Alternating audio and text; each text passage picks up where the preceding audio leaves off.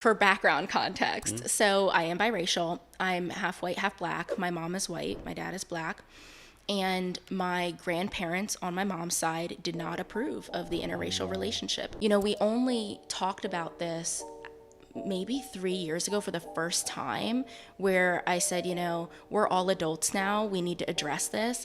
And they did apologize and we had a really good conversation, but it was still very much, they were coming from the lens of, it was a different time, we believed in putting the family first, it's not that we were racist.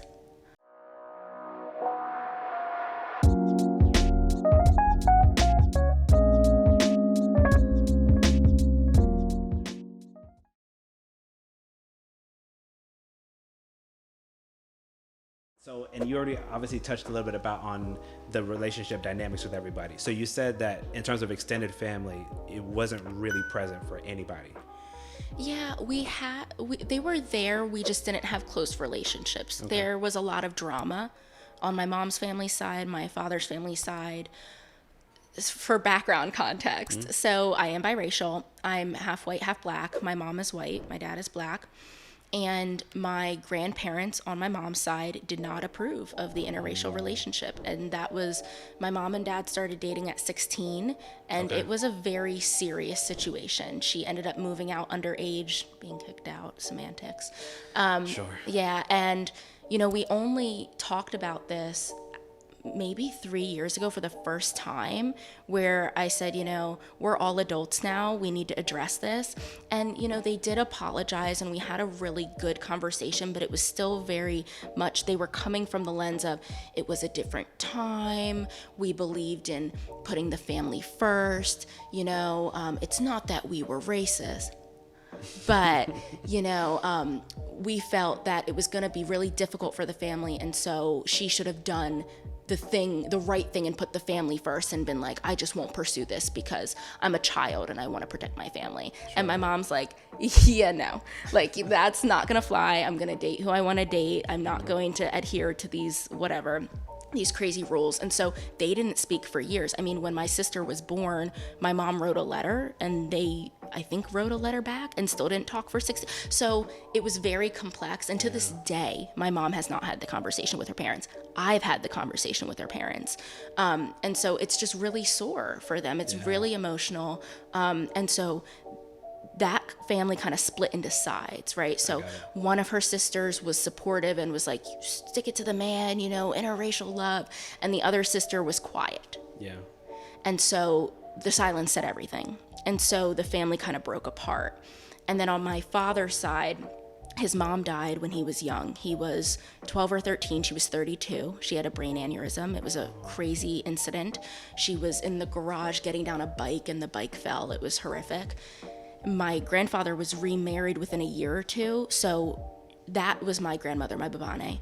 It's the only grandmother like I've known on that side. And she was there for us, but my grandfather had his own mental health issues. And there was a lot of tension on that side about him moving on so quickly, about how he chose to parent my father and my uncle.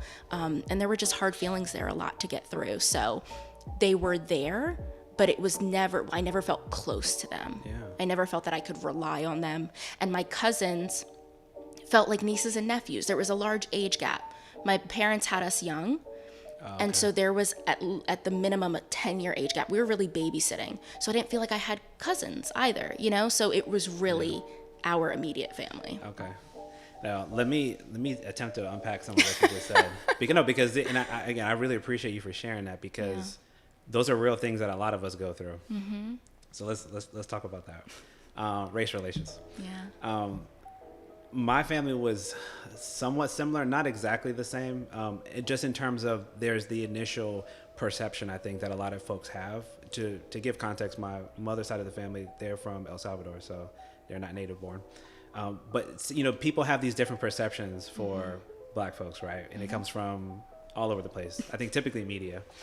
And so because of that, I try to give a certain level of understanding that you're anticipating maybe hardship and different challenges that if as a parent you naturally would want your child to avoid. Protection. Like I can say that as a father. I would naturally think, I don't know if that's in your best interest.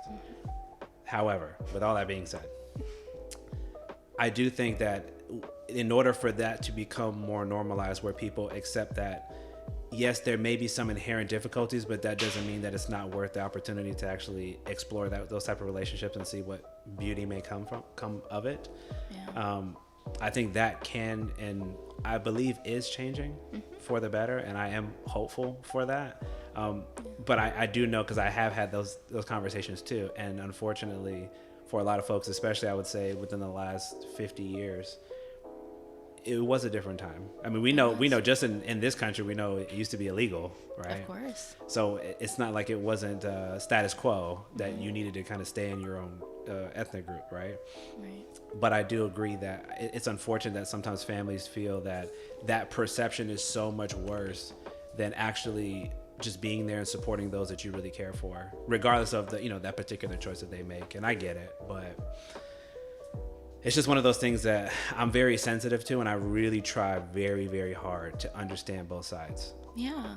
And I think just our culture is more individualistic. And so even when I engaged in the conversation with them, they were honestly like shocked that I didn't have the same feelings about it. They said, if your parents came to you and were like, this is, for your safety and put it, wouldn't you listen to your parents? And I was like, no, like I would, do what I think is right. And if I think that, it's the right thing to make a stand and say, no, I'm going to be in, then I would do that. But there was just a disconnect. And it's not to say, right, like they don't have valid points. Right. But I also think another game changer is I think as a generation, we're more so seeing as you have children and it is your job to support them as they move through the world. It's not your job to mold them, right? They are individuals and they're going to have to navigate the world on their own. And I think older generations more so saw it as, if something goes wrong, it's my fault. If something goes right, it's because I did it right. And this child is a reflection of me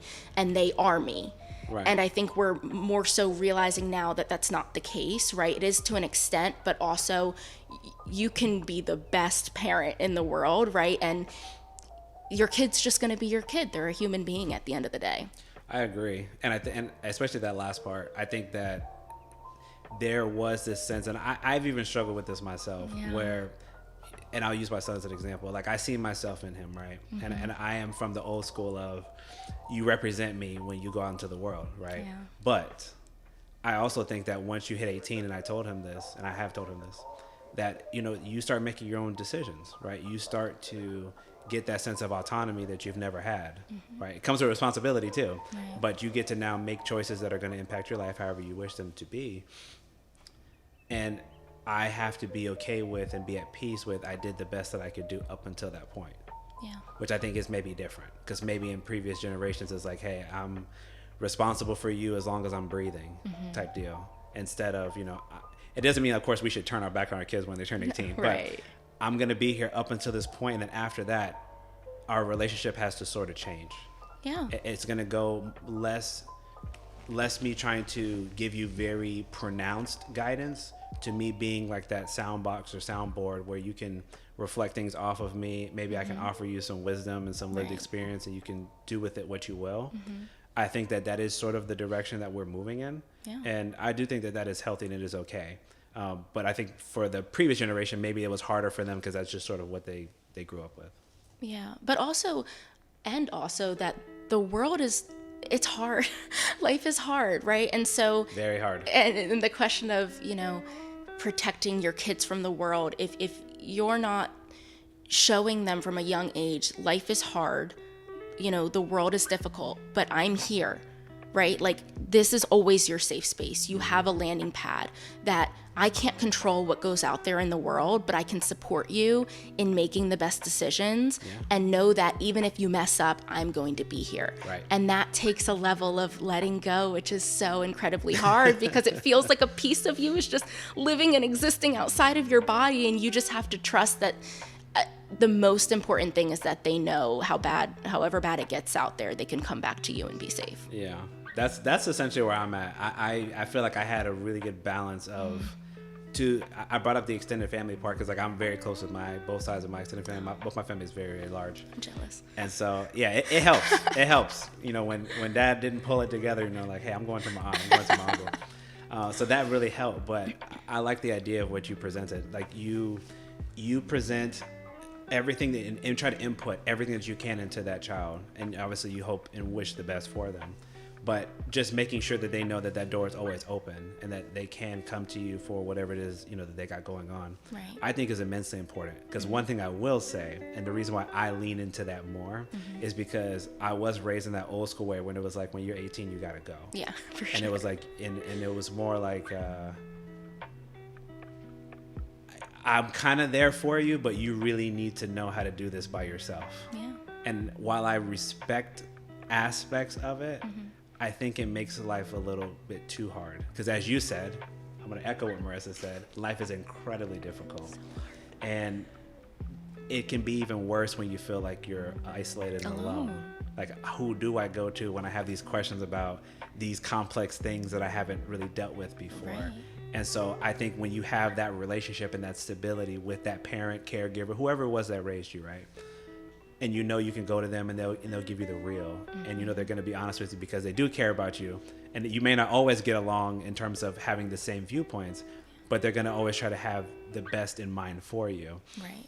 To me, that is immensely and paramount to the formation of that relationship, so that when they become adults, you know that they're more than likely they'll come back to you to share with you, and not just think like, well, you told me I had to leave, so why would I come back to you and talk to you when I'm having hardship? Because we didn't really cultivate that type of relationship, if you get what I'm saying. Yeah, and it's almost ironic that the idea is, right, to prepare you for the world, but it's almost my grandparents had the opposite effect, to where they were the ones causing pain and they were the ones rejecting and being difficult, not the world, right? And had they provided that safe space and said, listen, this would not be the path that we would take, or whatever they wanted to say, but at the end of the day, we are here, you're gonna do what you need to do, and we love and support you, that would have been way different, right, than where we're at now, where they didn't speak for a decade and she felt that she had no family, right? What would hurt her more? The world looking at her because she was in an interracial relationship, or her parents rejecting her? The irony. For a decade. That's a long time, right? To not have that support. Yeah, I can't. Honestly, over a decade. I can't. I mean, I can imagine, but it's just very interesting how sometimes like their values or way that they think that things should be override their willingness to just provide that level of comfort and support. Again, even when we disagree, I can still say like, I don't support this course of action that you want to go down. Right.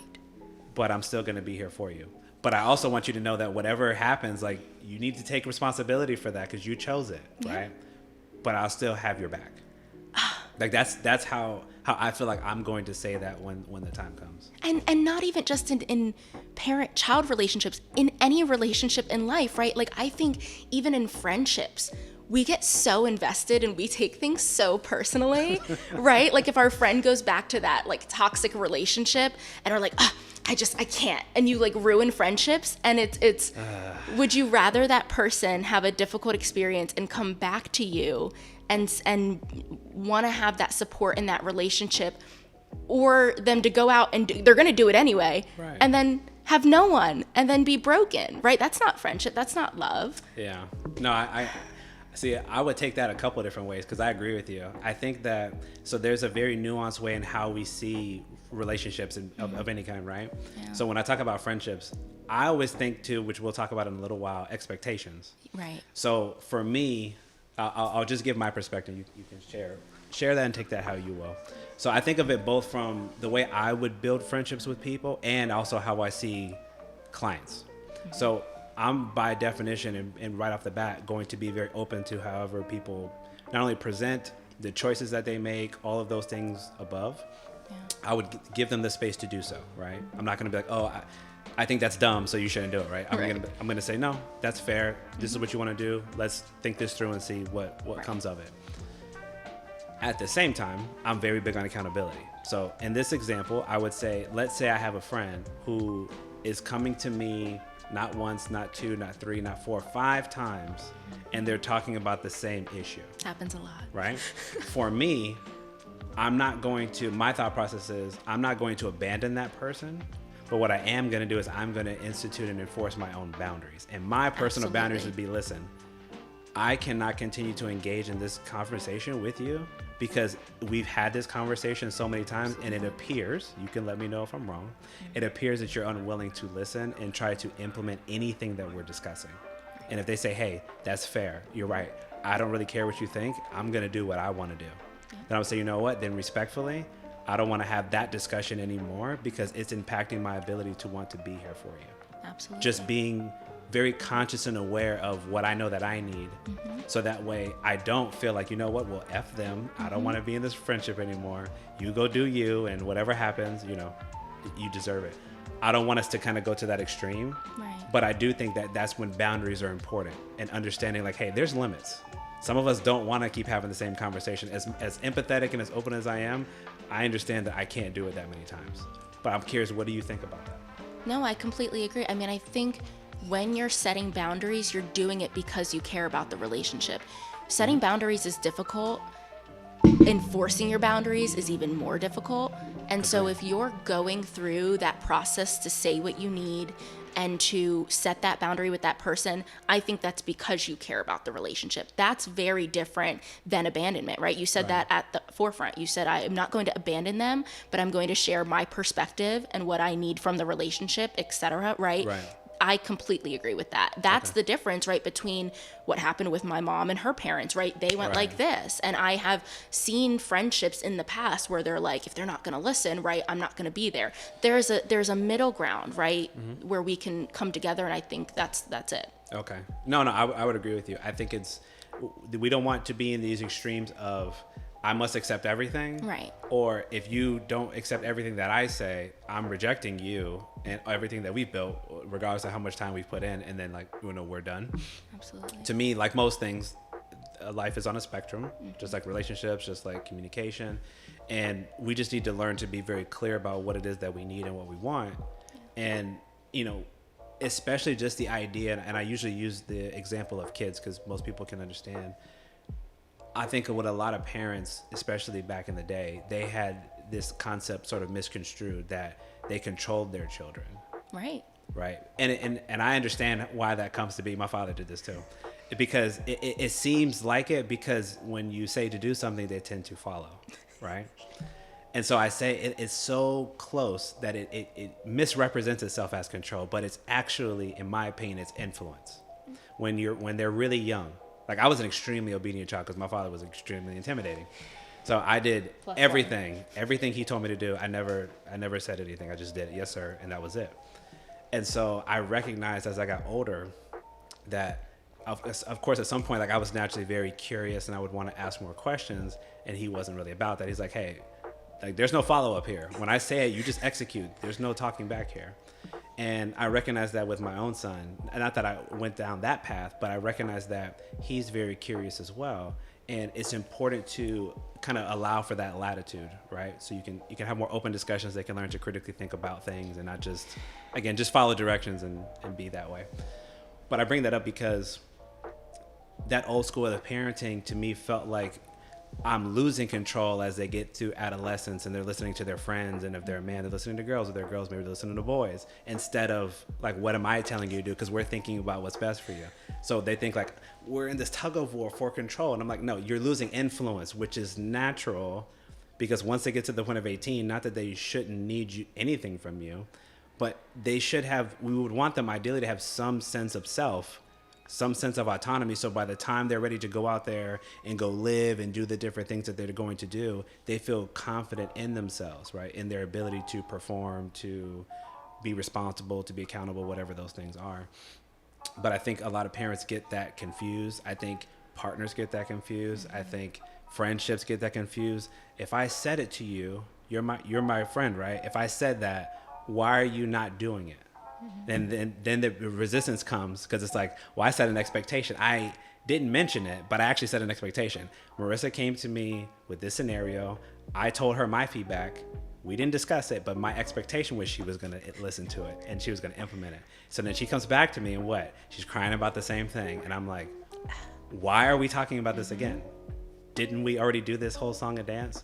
So now I'm frustrated with you, and maybe I'm evaluating things and I'm saying, do I really want to be her friend? Because it seems like she doesn't like to listen well. Instead of saying, you know what? This is what I learned as a therapist. People are going to be who they are. Sometimes they change when they're ready. Some people don't change, but I always believe that they can. The capacity is there, but they'll change when they want to. But if you don't go into situations expecting people to do what you want and you just say, you know what, I'm going to give you my open feedback and do with it what you will, I think we won't abandon people maybe as much. I think that we'll continue to support people more. And then that would just help us create more healthier boundaries with people so that we can maintain those types of relationships. I know that was a very long-winded way to say that, but what do you think about just that scenario I put that together? Absolutely, yeah. I think it's centering yourself in someone else's experience, right? And I really, the example you gave with parenting really resonated with me, because the reason why I didn't get along with my father growing up was because he was the same, right? He was very, oh my goodness, what he said goes, because I'm the dad, etc. Oh, yeah. And I hated that. I was so defiant. The amount of times I got in trouble for talking back, that was Marissa talks back. That was always the thing.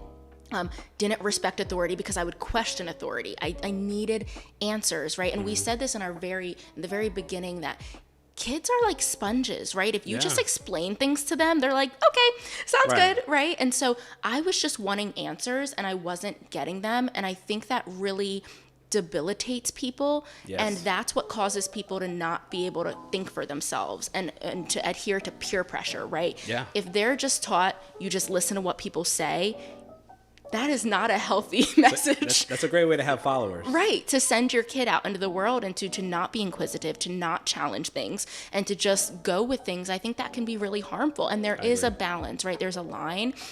And again, I think a lot of our parents, different generation, but also came from a different world with military service, right? And just coming from, my father's a police officer, has been his whole life. So it was not even a question, but I think that's really what drove the wedge between us. Was I was trying to become an independent adult, free thinker, critical thinker, and he did not. He thought it was disrespectful. Right. And that's exactly, I appreciate you sharing that. That's exactly why I gave my example, because I think my father didn't really learn and appreciate that for a very, very long time.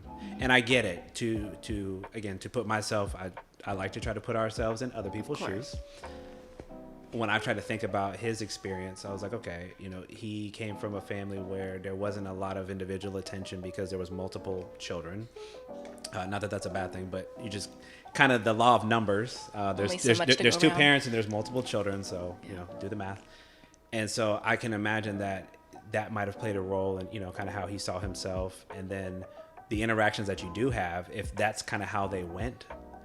Even things that we don't like, which I do want to make this point real quick, even thoughts and behaviors that we despised when we were growing up, if we don't learn to challenge those things, we're largely going to replicate them when we have ourselves in that position, whether it's as a parent or maybe as a romantic partner. And so I believe that for a lot of us, they were just reproducing what they were taught, even if there was things that they didn't agree with, which I found out my father didn't like. And yet he put me and my sister through that. And so I learned after I tried to put myself in that scenario, like, okay, so then I need to be different, right? Because I don't want my son looking at me the way that I looked at him, because I know how I felt. And as you said, it was not positive. And it hindered a real opportunity to create a real relationship. I was actually having this conversation with one of my clients and his father a couple of days ago. I just want to make this point because you just had me thinking about it. When it comes to as the young man or young woman gets to that point of 18 and they're starting to make those decisions for themselves, right? We were talking about that. And I said earlier, the relationship has to evolve. Yeah. The relationship between parent and child.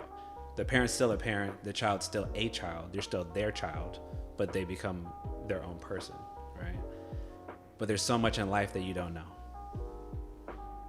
I literally told my client that you're like a baby, not in a disrespectful way. As an adult, you're a baby because you just turned 18. So you just started at zero again. You don't know anything about how things are supposed to be. Not because you're dumb. It's just ignorance through the lack of experience. It would behoove us then to, if we have good enough relationships with our parents, to talk to them about things that we don't know, right? So we can gain insight from their experience, not because it's the same, but there are a lot of shared experiences that we do have. It's not always that different, Right. even across, race and gender lines. But I brought that up because I told the father and the son together, I said, man, I wish for the son to feel comfortable and confident enough to go to his father when he does get these big picture questions that he's not sure about. Not because he can't speak to his mother, to be clear, but because he's a man and his father's a man. So naturally, we're going to ascribe to try to be somewhat like them. And the father backed that up 100%. And I was like, man, I really want that for you. That when you're not sure where to go, that you would talk to him about these things. Same thing for a daughter with her mother. Not saying that she couldn't talk to her dad, but women have a very unique lived experience. Men have a unique lived experience.